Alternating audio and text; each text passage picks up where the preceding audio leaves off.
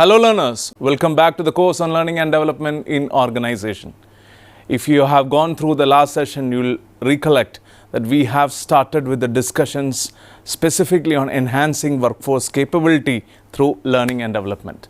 So today, we'll look into the roles and responsibilities of people. We'll look into certain people, certain positions and certain entities that are crucial in making learning and development instrumental across the organization. We look into all the possible positions and all the possible people, key persons, key people who are relevant in terms of learning and development, and also they enhance and they implement the ins and outs of learning and development across the organization. I am Dr. Cyril. I am an assistant professor at the School of Business, Indian Institute of Technology, Guwahati. Now, when you look into the roles and responsibilities, I would like to start with this theme. It's very interesting and it's very close to my heart. Anyone who stops learning is old. Whether at 20 or 80 or 90 or 100, whatever it is, if you stop learning, you're old. Anyone who keeps learning stays young. The greatest thing in life is to keep your mind young. So all my listeners, all my class participants, all the learners who have enrolled in this class, without doubt, unequivocally, I can say that you are all young. Whatever be your age, you are all young. So this is the underlying theme for today's discussion. Let's quickly delve into who all are the different important people or important entities who are vital in terms of learning and development across any organization. We have a post called Chief Learning Officer. We'll look into who the CLO, Chief Learning Officer, is. You must have heard of CXOs, all the executive officers or the financial officers or the technological officers, CFO, CTO, CEO. But who is a CLO, Chief Learning Officer? Let's look into that. Chief Learning Officer is a vital position when we look into this from a learning and development angle. The Chief Learning Officer is a senior executive responsible for shaping and overseeing the organization's overall learning and development strategy. So the CLO ensures learning initiatives align with the business goals and promotes continuous skill enhancement across the organization or the workforce. So when you look into the responsibilities, as you can see, it is to develop and implement a learning strategy aligned with the business objectives. So there should be a proper alignment. This is a point which we have stressed across multiple sessions in the course already. The Chief Learning Officer should foster a culture of continuous learning and development. He or she should drive cross-functional collaboration to integrate learning initiatives throughout the organization. So it is not just with respect to one department he is associated, it's all across the organization. So he or she is a vital functionary throughout the organization when it comes to learning and development. He or she should lead the adoption of a new learning technologies or whatever innovations that are coming up. Let's look into another such position, which is Learning and Development Director. Now, the L&D Director, the Learning and Development Director, typically oversees the strategic design and delivery of learning programs. So please remember here, while the CLO is a senior executive responsible for shaping and overseeing the organization's overall learning and development strategy, the L&D Director oversees the strategic design and delivery of learning programs. So typically they work closely with the senior leadership to identify skill gaps and ensure that training initiatives support both employee development and typically the organization goals. Again, I am trying to underscore the alignment between both. We look into the responsibilities of the Learning and Development Director. We can see that he or she direct daily operations and strategic planning for L&D initiatives or L&D activities.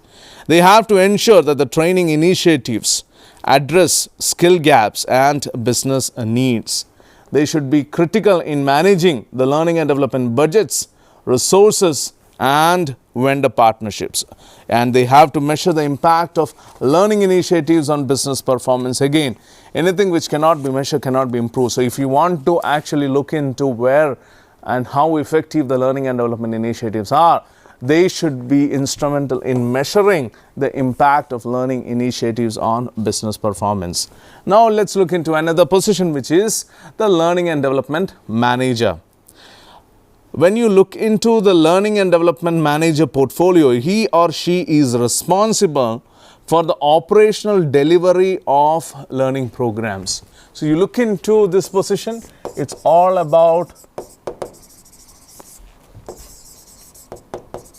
operational delivery of all the learning programs. So they coordinate, they design and evaluate the training interventions in collaboration with the stakeholders. What are the responsibilities? The responsibilities include plan, implement and oversee L&D programs and initiatives. It's all about monitoring and evaluating the training effectiveness. They supervise the L&D staff and ensure the quality of program delivery and conduct needs assessment to tailor the learning solution. So these are the key responsibilities of the learning and development manager. Now let's quickly look into the leadership development trainer. So here we come across the learning and development trainer. Typically also known as the leadership development trainer, they design and deliver programs that enhance leadership capabilities within organization, focusing on critical competencies like, let's say, strategic thinking or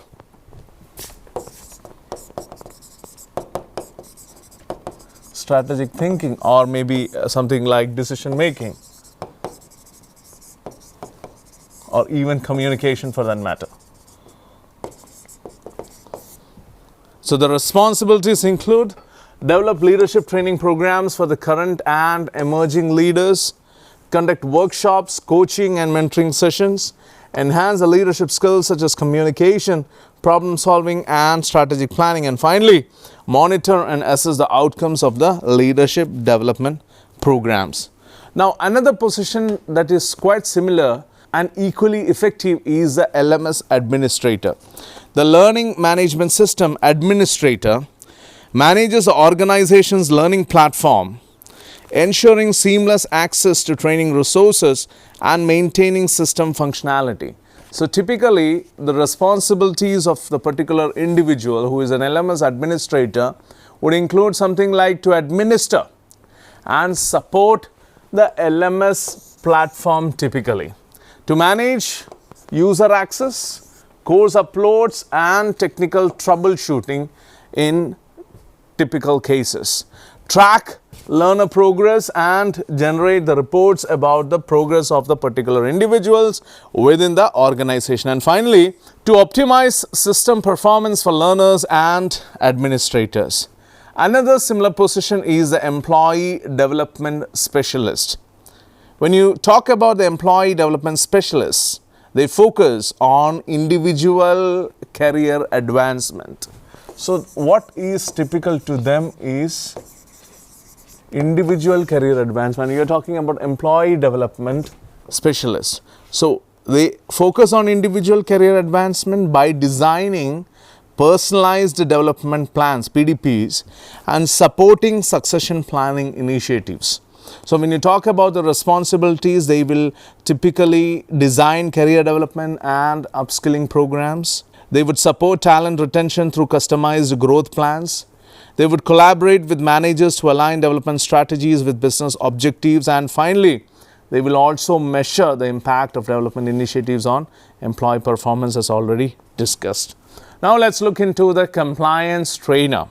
Compliance trainers ensure employees are informed and trained on typical aspects like legal, regulatory, and organizational standards, helping to mitigate the risk and ensure adherence to policies. So typically, they are responsible to develop and deliver the compliance-related training programs. They have to ensure employee understanding of regulatory requirements. They have to update the training materials to reflect changes in laws and standards. And finally, they have to promote a culture of compliance and ethical conduct. Now let's quickly look into another critical officer, or I would say diversity and inclusion trainer.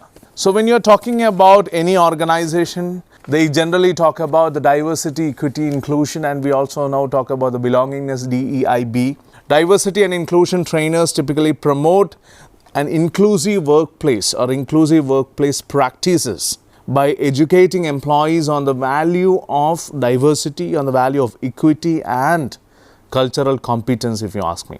So the key responsibilities, as you can see, is to develop the training programs to foster inclusivity and cultural awareness, to facilitate workshops on reducing unconscious bias and promoting equity, support the organization's diversity, equity and inclusion goals, and encourage teamwork and collaboration across the diverse groups that exist within the organization. When you talk about the era of information, we have to also talk about the digital learning specialists that are there in most of the organization. You talk about the digital learning specialists, they tend to design and implement digital first learning experiences by leveraging technology to create, let's say, accessible, engaging and interactive content.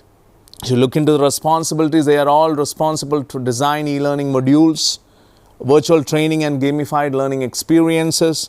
They are there to utilize the AI, VR and other technologies to enhance the digital learning. They are there to ensure the user friendliness and accessibility of digital platforms. And they are there to stay updated with digital learning trends and best practices. We also do have in many organizations performance consultant. Who is a performance consultant? The answer would be performance consultants typically analyze organizational challenges. So not at an individual level, but organizational challenges and recommend learning interventions aimed at improving employee and business performance. So typically, the responsibilities include conduct performance gap analysis, align learning solutions with business and individual performance objectives, evaluate training outcomes and recommend improvements, and provide actionable strategies for continuous performance enhancement. So this is a continuous process that you are focusing here with respect to performance consultant, because you are not looking into a one-shot change and then a sudden altogether performance improvement. You are looking for a continuous performance enhancement.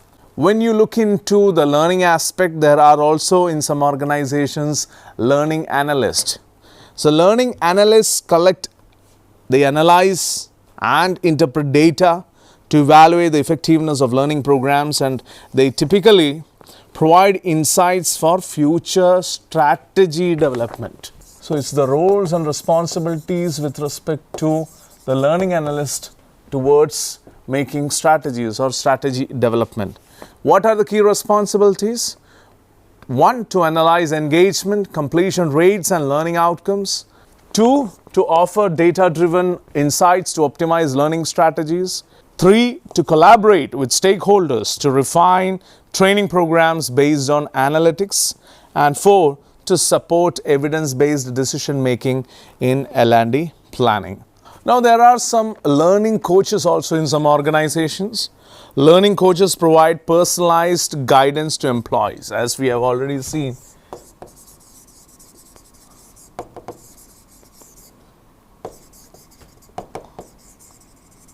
Personalized guidance to employees, helping them apply new skills, set development goals, and overcome professional challenges. The responsibilities include deliver one-on-one coaching sessions to support skill development, help employees set and achieve their career growth objectives, provide constructive feedback to enhance the performance, and finally, foster ownership of personal learning journeys.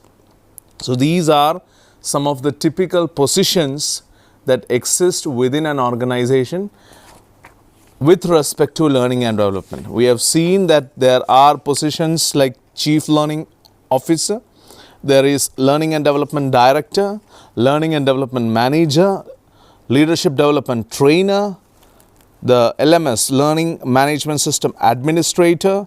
There is this Employee Development Specialists are there, Compliance Trainers are there, Diversity and Inclusion Trainers are there, Digital Learning Specialists are there, Performance Consultants are there, Learning Analysts are there, and finally, we have also seen that there are in many organizations learning coaches. Now, as I mentioned in my introductory video and across the different sessions, world of practice is what we are focusing on. As many of you are also from organizations, I would also like to make it more relevant with respect to industry. So let's now take up a case study of Tata Communications and how they were driving digital transformation through learning and development specifically. So if you look into the company overview, Tata Communications, as some of you at least would know, is a global digital ecosystem enabler. It is recognized organization with respect to the learning and development strategy. So that's why I typically took this particular case. They have seen, this organization has observed the need to evolve its L&D strategies to keep pace with rapid technological advancements and digital transformation. So when you look into the L&D transformation and strategic alignment, you will see that there was a challenge. So up until 2017, as you can see, 90% of learning at Tata Communications occurred in traditional classroom settings. So this approach became increasingly unsustainable due to the fast-paced evolution of technology and the need for scalable, flexible learning solutions. So the solution was, the company launched the Tata Communications Learning Academy.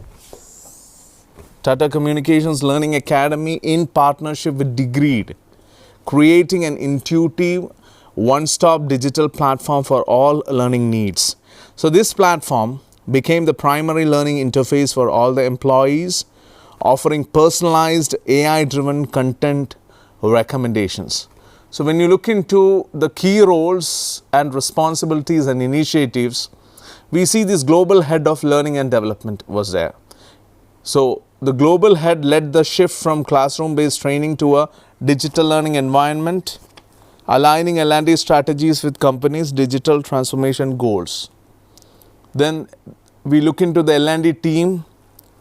They had curated and tailored content to meet business and learner needs specifically. Then they also looked into implementation of multi-modal learning formats, including digital courses, articles, videos, podcasts and books, and ensured continuous improvements through agile methodologies and feedback loops. We look into the managers and leaders, we see that they collaborated with the L&D team to identify skill gaps and support employee development aligned with organizational objectives. So typically you had these three entities, global head, L&D team and the managers and the leaders. When you look into the outcomes specifically, you observe that within 9 months of launching the Learning Academy, the case tells us that 80% of the employees engaged with the platform, with 50% returning for additional learning. Employees completed almost more than 5,300 certifications, exceeding the company's financial year 20 certification targets by 176%. So this was the certification improvement. The company's Net Promoter Score, NPS, for learning and development initiatives increased from 55 to 79, reflecting enhanced employee satisfaction and engagement. So typically you see that in this particular case of Tata Communications, we observe that there was a striking shift, a typical increase in registration and learning initiatives by the employees. So we see that the moment you have certain key positions, key individuals, key motivators, rather I will use that word, to enhance the typical learning and development initiatives or to bring in more such activities, more such typical requirements, then they will be the people who will actually lead the way, pave the way for more and more of improved performance with respect to learning and development. So, ladies and gentlemen, when you talk about learning and development, though even in a macro level, even in a organization level, we see that there might be some positions, some individuals who are key to initiate or trigger the learning and development fire within you. So this is what every single organization should look into. Identify those individuals who can bring about a change in the learning and development vertical, and this is vital for having a strong, robust learning and development vertical within the organization. I hope I made my point clear. Thank you for listening to me patiently. We'll see you with more details of learning and development in the next class. Till then, take care. Bye-bye.